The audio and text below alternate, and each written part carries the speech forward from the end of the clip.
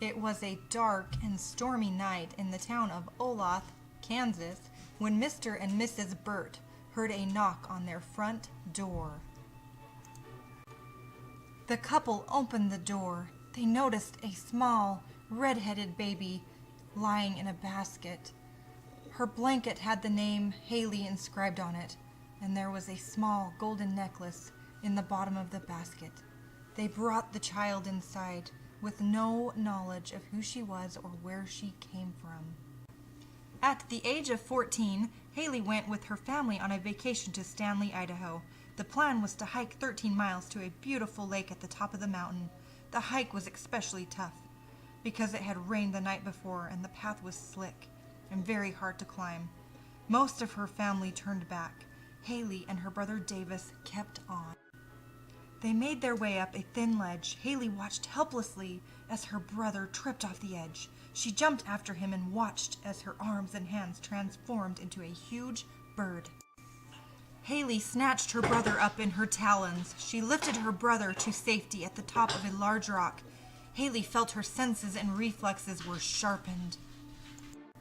Haley looked at her golden necklace and realized there must be something extraordinary about her. She lay in bed at camp that night. Her golden necklace suddenly opened up, and it explained to her that she was from a different world and that her real parents needed help. She was told to meet someone in the woods the following day. Haley set out to meet the person from her necklace. She came to a waterfall where a man in a black suit was standing. He walked through the waterfall. Haley followed. She opened her eyes and realized she was in a huge white room.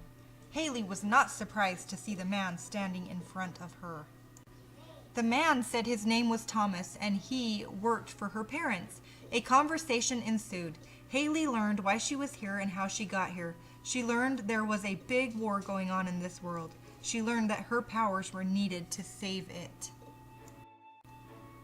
Tom told her that her parents, the former leaders of the government, had been kidnapped by evil robots who took over. In the weeks that followed, together they trained. Haley mastered her powers and learned how to fight. Finally, the day came when she was ready to rescue her parents and save the world. Dun dun dun!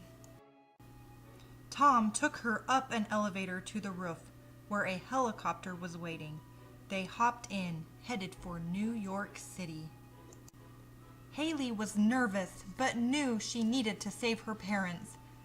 She sees the New York skyline and hops out of the helicopter, transforming into a hawk. Haley lands on the Empire State Building. She figures out how to enter the building by turning into a flea to get under the door. Haley follows Thomas's instructions and makes her way down a staircase to floor 85. She finds her parents in a small room and unties them from their ropes. They hurry down to the main floor, ready to save the world. The main floor is flooded with robots. Haley and her parents transform into small bugs and make their way to the main office. Finding only a few robots in this room, they take them out. Haley hacks into the computer and only has a few more commands to enter when a robot walks in and sounds the security system. The room floods with robots. Haley's parents transform into giant elephants and give Haley more time to hack the system. Her parents grow tired and soon some of the robots get past them.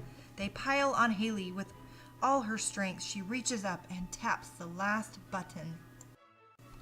The robots roll off of her and begin cleaning up the mess. Haley and her parents celebrate their big victory. Her parents prepare to send her home, but show her how to contact them with her locket. Haley walks through the newly created portal and finds herself back in the woods not too far from camp. She finds her family and quickly realizes no time has passed since she was gone. They had hot dogs for dinner. Her belly was full and she was happy she would be able to be a part of both worlds and both families.